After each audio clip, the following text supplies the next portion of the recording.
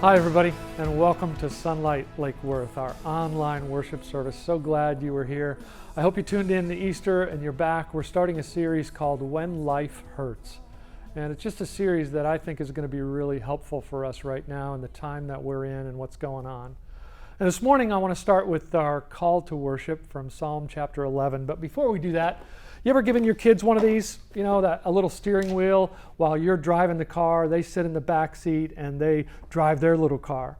And sometimes we live our lives like that. We are so focused on trying to avoid the obstacles, get to the right places with our little steering wheel, and we look up and we realize, we're not actually driving the car. We are not the ones in control. And this really doesn't mean as much as we thought it did. And the one who is driving, the one who's ultimately in control of our lives in this world, is God himself. And so for our call to worship this morning, I want to read a little bit from Psalm chapter 11. So listen to these words. In the Lord I take refuge. How then can you say to me, flee like a bird to your mountain? For look, the wicked bend their bows. They set their arrows against the strings to shoot from the shadows at the upright in heart. So the psalmist is saying, there might be an ambush waiting for me. It may not be going well. I may be driving right into a trap. However, verse 3, when the foundations are being destroyed, what can the righteous do? The Lord is in his holy temple. The Lord is on his heavenly throne. He's the one in control. Let's worship him this morning.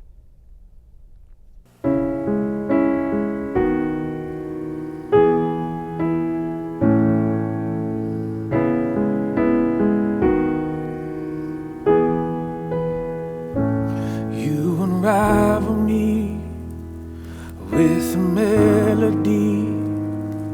You surround me with a song of deliverance from my enemies, till all my fears are gone. And I'm no longer a slave to fear. I am a child of God, and I'm no longer a slave to fear. I am a child of God.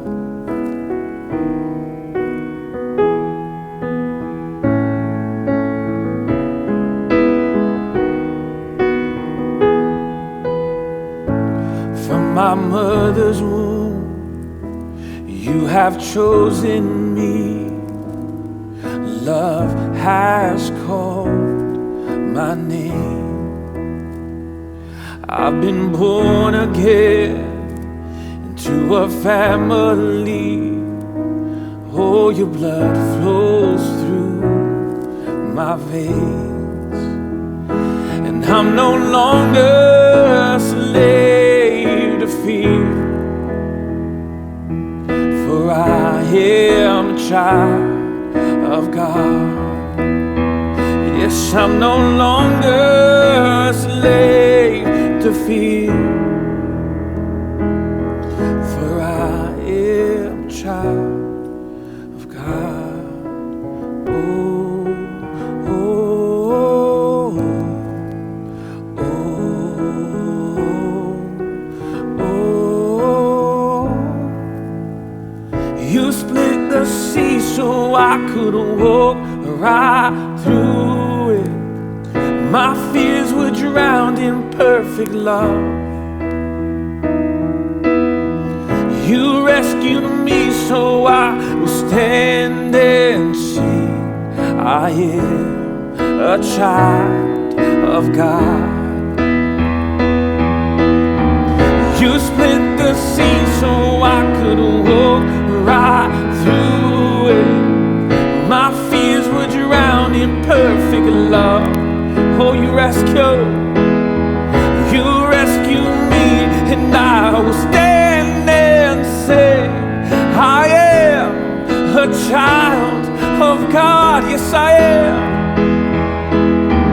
You split the sea so I could walk right through it. My fears were drowned in perfect love. You rescued me, and I will stand and sing. I am a child of God.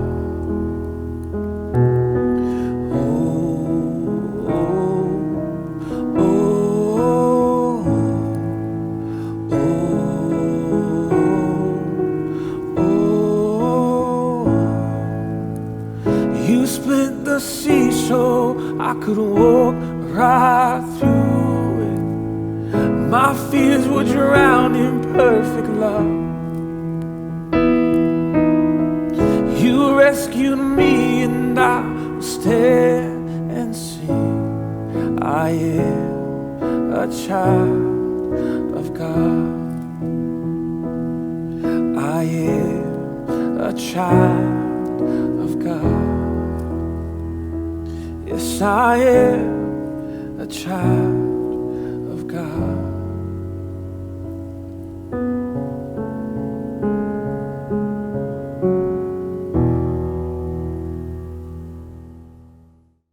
Sing those songs of praise and be reminded that God is in control. Prayer helps us do that too. So will you join me in prayer right now? This will be on the screen, and you can just follow along, or you can bow your heads and listen to my voice as we go to God together in prayer.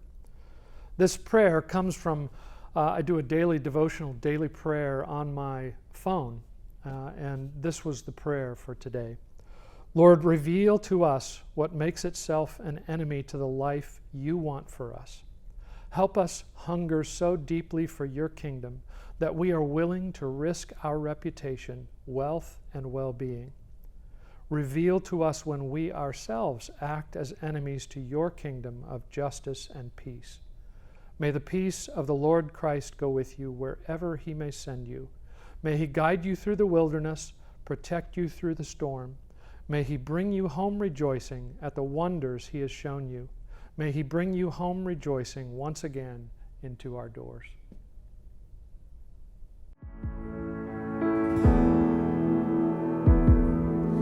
Peace, bring it all to peace.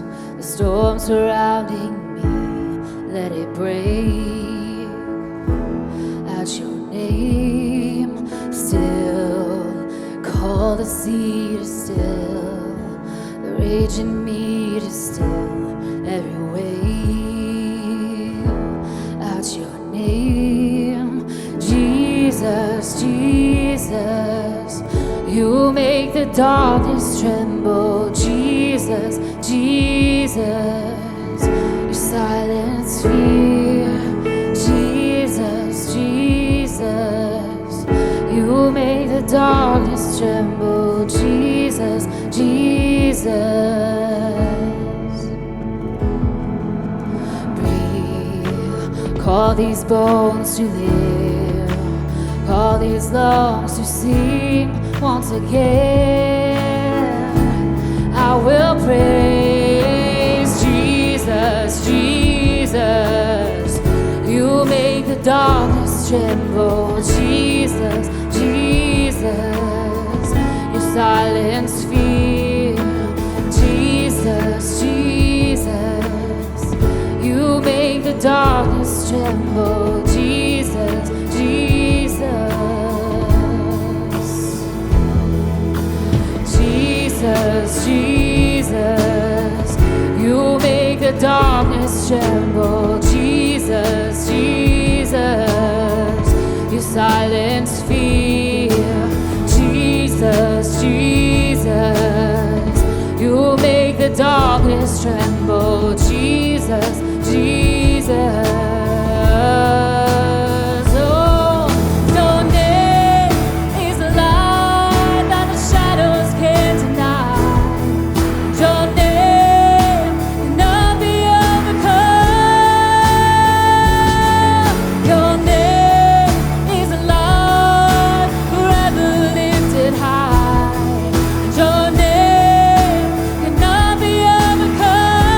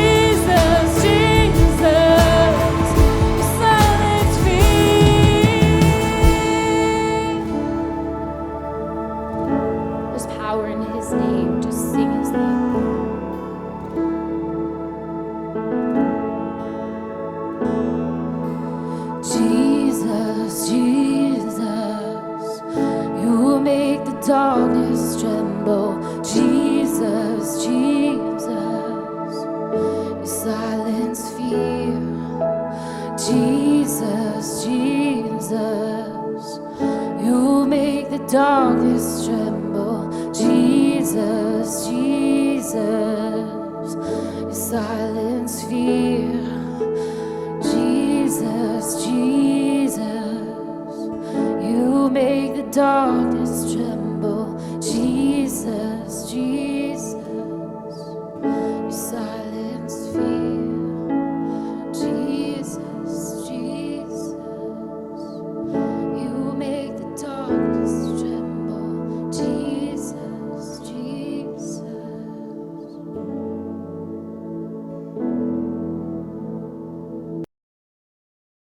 Ouch! Sometimes life hurts. It's one of the most challenging questions we face when it comes to knowing and hoping and praying for a loving God. Why does a loving God allow so much suffering in our world? And that's what we're going to be wrestling with as we see the little guy. I modeled for that, by the way. Just that as we get into this series, When Life Hurts, and we're going to be looking specifically at an individual by the name of Job in the Old Testament. It's one of the most ancient books in the Bible. And it's a little bit disturbing in moments, especially in the opening chapter, because we see this guy Job, and he is a good man. He is a righteous man. And the Bible goes out of the way to say how good this guy is. And all of a sudden, God is holding court, and as his angels come to him, his fallen angel comes too. Lucifer, who used to be this morning star, the highest of all the angels, and he wanted more power, and he fell from heaven. And now he is kind of the epitome of the leader of all evil. And he comes before God, and God says, where have you been? And Job says, or the devil says, well, I've been roaming throughout the earth. And God says, well, have you considered my servant Job? Because Job's a highlight of all that's happening on earth, all the brokenness and pain. Job is a highlight. And the evil one says to God, he says, well, yeah, but you've blessed Job. Of course he loves you. Of course he's righteous, because he has all these good things.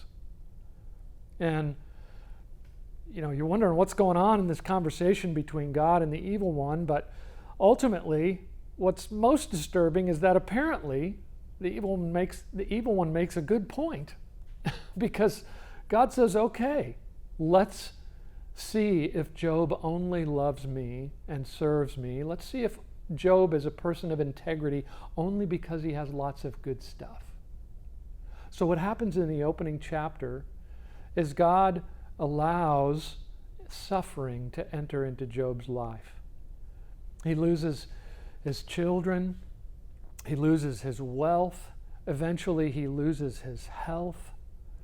And he is a beat-up guy. And I want us to look, after Job loses all of these things, I want us to look in chapter 1, verse 21.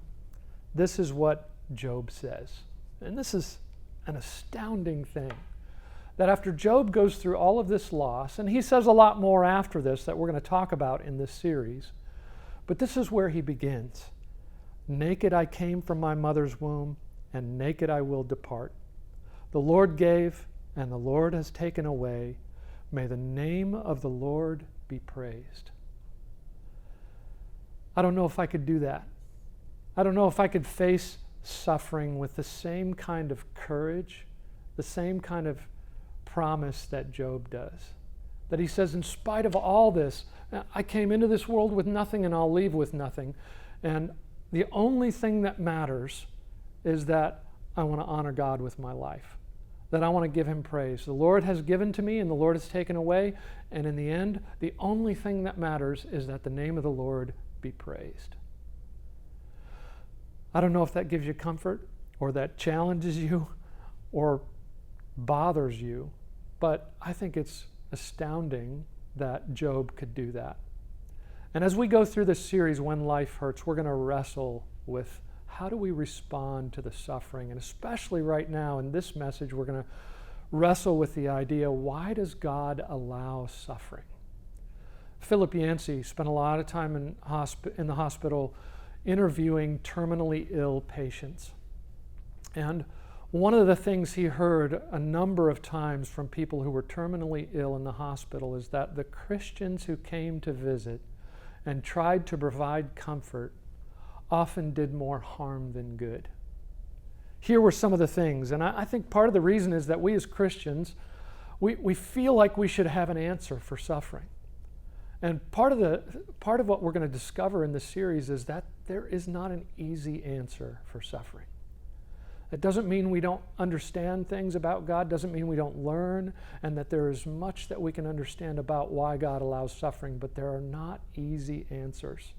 If you're hoping that this series will give you a bumper sticker, nutshell answer that you can go to people with and tie it up in a bow and say, here's your answer to the problem of suffering, you've come to the wrong place.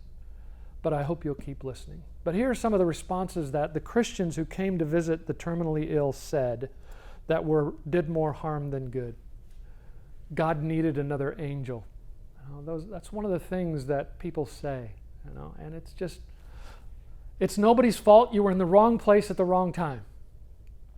It's God's will. In other words, another way of saying God did this to you. God picked you to give him glory. It's the devil's fault. And so we've got all of these pat, short little answers that we try to give people that we hope will give them some comfort. And it doesn't mean that in some of these there aren't a little bit of truth. But when people are facing their end, or when people are facing intense suffering, trying to give a pat, short answer is not the right thing. And we often, with some of those things, we can do more damage, do more harm than we do good. So what can we do?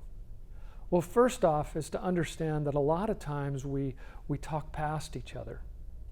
I remember one time my daughter, when she was a middle school teenager, she called me and said, Dad, where's the head of the vacuum? I want a vacuum. Where's the head of the vacuum? And I'm like on the phone, I'm like, is this my daughter that she wants to vacuum? But I thought, okay, this is awesome. She wants to vacuum. I said, well, the head of the vacuum, I don't know, but I saw the vacuum in Colin's room the last time I saw it, She says, Dad, where's the head of the vacuum and how do I turn it on? And I said, well, Krista, the switch is right there on the vacuum. The head is on the floor where it's supposed to be, where it picks up all this. And she said, she just kept asking me the same questions. And I said, Krista, I don't know, but if you can't turn it on, I don't think this is going to go well. I don't think you're going to be able to do it. And finally, as we went on in the conversation, I realized this. Krista was talking about the pool vacuum. We had a small pool in our backyard at that time. And I was talking about this vacuum. And we were talking past each other. We weren't talking to each other about the same kind of vacuum. We were talking past each other. So much of what happens in the book of Job. He's got these friends that come. And at first, they respond well. They just sit with him in the midst of his pain and his suffering. But then those friends begin to give advice. And basically their advice, over and over again, they're talking past each other. They're not talking to each other. Job says, I'm dealing with different issues than what you're talking about. And I think sometimes when we ask the wrong questions of God, when we ask the wrong questions of the Bible, sometimes we completely miss his response. And I hope today we can get closer to talking to each other than talking past each other when it comes to the topic of suffering. Because every religion has a response for suffering. Buddhism has an answer for suffering that says suffering is an illusion. The more you can get past the attachments of this life, the more you're going to reduce your suffering if you can let go of the attachments of this life. Hinduism says that it's all about karma. And if you can, in your reincarnations, do better and better, then you're going to reduce your suffering over time. Muslim worldview is that every cause and effect, that for every cause there's an effect in the world. And you do this and you get that. And so that's part of what Job's friends came to him with too. In the culture in that time, it was very prominent that if you were suffering, you had done something wrong. And so that's what each of his friends in different ways try to say. They say, well, you've got to figure out if it wasn't what you did, then it was what your ancestors did, and you just have to figure out what it was that you did wrong or what they did wrong before you, and you need to confess that. And Job insists that that's not the issue. But as we begin this, part of what we all know is that whether it's the doctor's call, whether it's the car crash, the drunk driver, the diagnosis of the tests, whatever it is, that eventually all of us, every single one of us in this broken world that we live in, are going to face pain and suffering. How do we understand God's presence and how he responds in the midst of our suffering? And as we begin, I want us to make sure we're not talking past each other. Here's another example of how we talk past each other. This is on the entrance to Auschwitz, in Nazi Germany, where the Nazis imprisoned thousands and thousands of people. It says these words: work and you'll be free. Right? Hard work makes you free. And in some ways, they were just using this moralism, this platitude, this nebulous idea out there that had absolutely no connection to reality for the suffering that they were experiencing. And yet the prisoners saw that all the time. They said, well, if we just work hard, we'll be free. They weren't going to be free. They were starved to death. They were cruelly treated and put to death, and it was a mockery to the experience that they were having. It had nothing to do with what their lives were really facing. And that stood constantly as a reminder to them. And sometimes we have these ideas about how we reduce our suffering. And Job's friends came to him and said, this is how you reduce your suffering. And for Job, it was a mockery of what he was experiencing. There are times when the choices we make bring consequences and pain into our lives. But there are also so many times in this life when we experience suffering because we live in a broken world. And here's what Job did. He held tightly to a reality that he knew to be true. It wasn't something he could put under a microscope, but he knew it because of his relationship with God. And here's what he said in Job chapter 27, verses 5 and 6. I will never admit you are in the right. Till I die, I will not deny my integrity. I will maintain my righteousness and never let go of it. My conscience will not reproach me as long as I live. In other words, part of what Job was saying here is that it's not about sin that I've committed. He said, if there was that in my life, I've dealt with it between me and God. And I know that it's not a matter of sin in my life. I understand what you mean. You know, he understands what his friends are trying to say. He's just saying, that's not what I'm experiencing. And he held tightly, as he does here in chapter 27. He says, I'll never let go of this. I will never admit that it's some sin that I committed, because I know how I've lived my life. I'm confident in my relationship with God. Now, that's a powerful thing. I don't think I could say that. I think I have enough sins and brokenness in my life, but at the same time, part of what Scripture teaches us is that if we have a relationship with Jesus Christ, He makes us holy. Even though we're not, He makes us holy. And that's the truth that we hold on to. And that's the truth that Job, even before Christ entered into the world, he knew in his relationship with God that he had a connection there, that he had a relationship with God, and it wasn't about his sin. Deb and I watched a movie recently called Just Mercy. It's the story of Walter McMillan in southern Alabama. And he was convicted of a crime, a horrible crime, of murdering a young girl. And by the evidence, it was clear that he had never been anywhere near the crime scene.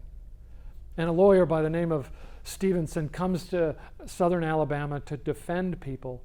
And Walter McMillan, despite the lack of evidence, had immediately been put on death row. 6 months before his trial, Before he was even convicted of the crime, he was put on death row. That's how much the judge and the sheriff in that town felt he was just guilty. They didn't care about the evidence, they just wanted somebody to pin the blame on. And so for 6 years, he sat on death row. But Walter McMillan and his lawyer, they held on to the truth. They believed and pursued and trusted that the truth would prevail. And part of what they understood at the same time was that God was in control of things, and they trusted him to bring justice. And that's part of what Job does too in this story of his life, of when the pain that he went through, he trusted that God was going to do justice. Even though the circumstances around him and everything told him this is injustice, this is wrong, he kept coming back, crying out to God in the midst of his pain and saying, Lord, but I know that you are a just God. I may not see it in this life, but there's going to be justice. Sometimes when it comes to understanding and connecting with God, we need to press God for not just an answer, but for a response. Our temptation is we want answers. But sometimes what we need more than answers is a response. Reminds me of my daughter when she was just 5 or 6 years old, and she had just discovered the joy of jumping in the pool. And man, she could do it for hours. We would go to the pool, and we were on vacation one time. Deb and I are sitting in our chairs reading our books while the kids are swimming, and she's 5 or 6 years old, and she just can't wait to jump in the pool. And as she gets to the pool, there's these big letters on the side of the pool that say no jumping, right? So no jumping. So she keeps coming back to me as I'm reading my book and saying, Daddy, I really want to jump in the pool. Can I jump in the pool? And I said, honey, it says you can't jump in the pool, huh? I'm sorry, but you can't jump in the pool. So she'd go play, and then she'd come back to me, and in my wisdom, and probably the third time she came and asked me if there was some way she could jump in the pool, I just had this wise thought. I said, go ask your mother. No, that's not really what I said. I was tempted to, but part of what I said to her that day was I said, honey, why don't you ask the lifeguard if you can jump in the pool? And she turned around and she looked at the lifeguard up on her high stand. And she started to walk towards the lifeguard, and when she got close, she turned around. She was too scared to go talk to the lifeguard. And a few minutes later, she kind of muscled up the courage and started going towards the lifeguard again, and she got pretty close, but she still couldn't talk to her. Finally, she got up the courage, got the lifeguard's attention. And what happened next was beautiful, because the lifeguard came down off of her stand, got somebody else to watch her area. She climbed down off of her high stand. She got eye to eye with my little girl, right, looking right at her, and they had a conversation together. And I don't know what that lifeguard said to her. All I know is when the conversation was done, Krista came skipping back towards my chair, and with a big smile on her face said, Daddy, the lifeguard said I cannot jump in the pool. And she was happy the rest of the day. Now, why was she so happy when she didn't get what she wanted?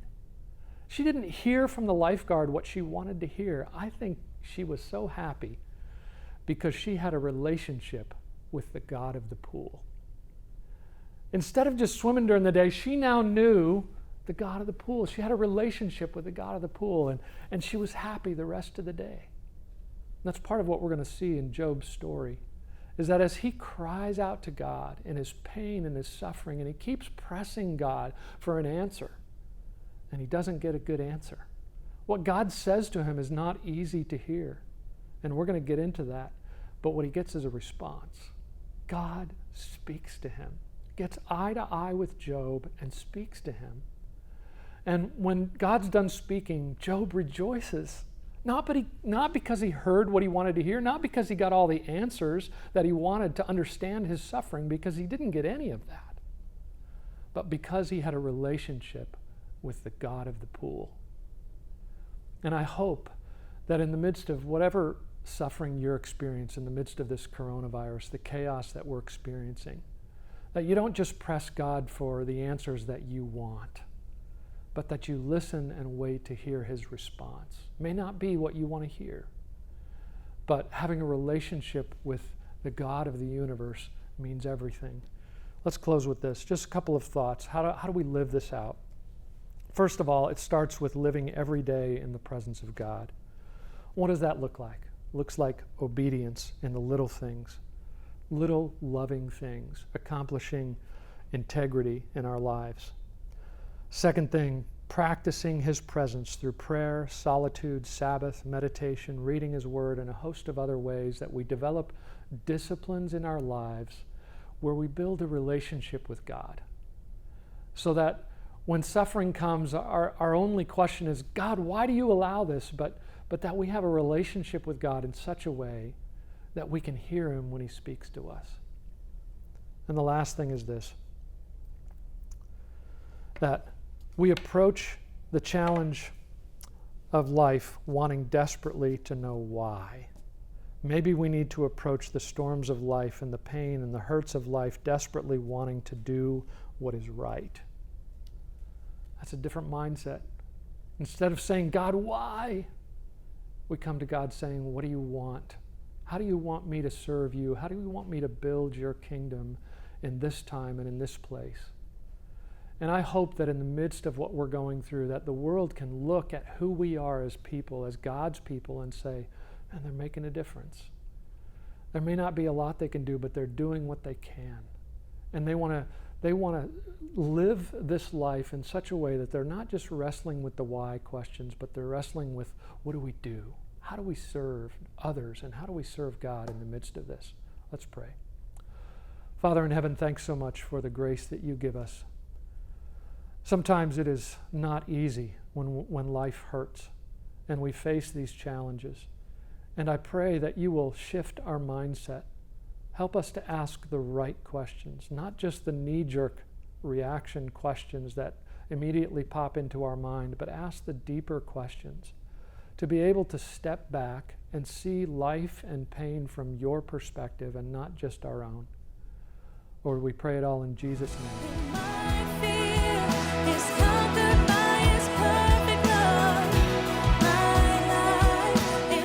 Thanks so much for tuning in today. I hope you'll come back next week for the next part of our series, When Life Hurts. We're going to be continuing to wrestle with the story of Job and wrestle with the tough questions of what life is all about and the hurts that we experience. If you want to give as part of the ministry of Sunlight Church, part of worshiping together is our offering. And you've got opportunities to do that. You can go to sunlightlakeworth.com.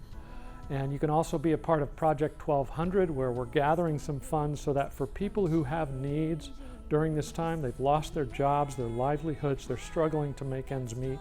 We want to be able as a church to provide. We want to share what we have with those in need. Also, sign up at our website. You can find our email. Send us an email if you want to be put on our mailing list. I send out a weekly update and I send links for online worship services, and there's other prayer requests and announcements that you can find out where you can get help, what's going on with the church. You can have resources for your kids. They can be learning and watching videos about growing closer with Jesus Christ. So lots of resources to turn to at our website. So sunlightlakeworth.com. I want to send you out today with this blessing that we started with. May the peace of the Lord Christ go with you wherever He may send you. May He guide you through the wilderness, protect you through the storm. May He bring you home rejoicing at the wonders He has shown you. May He bring you home rejoicing once again into our doors. God bless you. Hey, Sunlight, thanks for joining us in worship today. Let me talk to you about Project 1200. I know you probably have heard by now that the government is providing a stimulus package for our nation. And man, what a blessing from God. I know some of you who are out of work right now and struggling with other things in your life, that $1,200 is going to be meet a huge need in your lives. And we thank God for that. Some of you, however, have had uninterrupted giving or uninterrupted income. And so you're already dreaming about what you can do with that extra $1,200. And can we dream together about that? Throughout history, Christians have responded when there are plagues and crises. And maybe you've read some of the stories in your social media of how Christians respond when people are in trouble or diseased. Everybody else is running the other direction, and Christians are moving in the direction of those in the greatest need. So let's dream together about what we could do with that $1,200. That maybe if we could get 100 people, and we're joining forces with our central campus and the Spanish church, all of the campuses that are a part of Sunlight Church, together we want to find 100 people that give $1,200, and we can have $120,000 to give to the people who are in greatest need during this time. Wouldn't that be awesome? I mean, think about the needs that we could meet with $120,000. And I know during this time our tendency is to want to hoard, to hang on to, and say, we don't know what's coming, we need that money. But what if we allowed the Spirit of God to help us dream His dreams, and that instead of holding on and hoarding, we said we want to serve those who are most in need. And we're going to put 100% of whatever money comes in, we're going to put 100% of that right towards meeting the needs of people in need. And there are other challenges we're facing with salaries and facilities, but we're not worried about that right now. We're not going to put any of it towards that. We're going to put 100% of it towards those who are in the most need. So go online, sunlightlakewworth.com, sunlightlakewworth.com. You can use your PayPal. You can write a check and just make sure you put Project 1200 in the memo on your PayPal online or on the check. Man, I'll even come to your house and I'll pick it up. If you want to give it, just let me know. Send me an email or a call. I will come to your house or find somebody who will come to your door.